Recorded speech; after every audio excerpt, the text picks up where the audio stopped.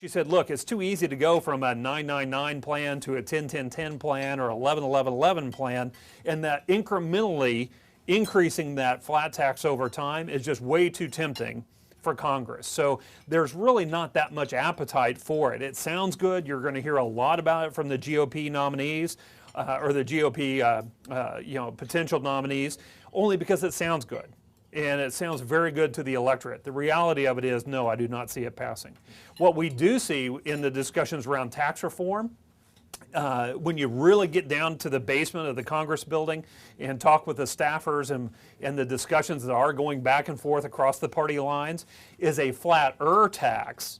So narrowing the bands of the marginal tax brackets, continuing the elimination or reduction of various exemptions, broadening the number of people paying into the system, and finally, make no mistake, everybody paying more. Because the reality of our situation at this point is you can't cut enough in spending to solve our problem. You can't tax enough to solve our problem.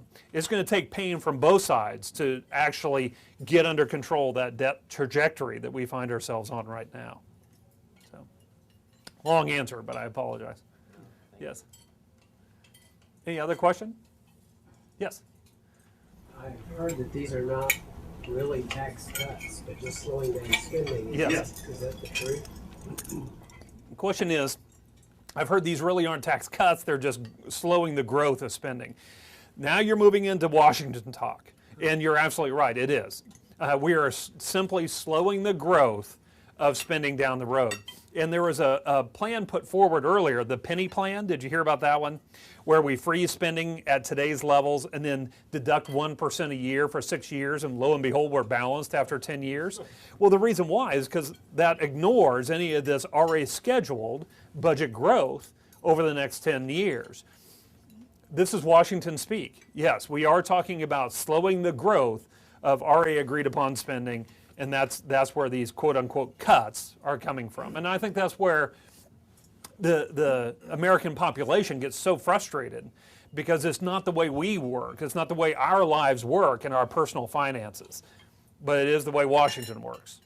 So, yes, Pat. Jeff, why would any American, though, have any confidence left in Washington after this debacle with the debt ceiling, what it did to the stock market and everything? I mean, after everything else we've been through, why would anybody?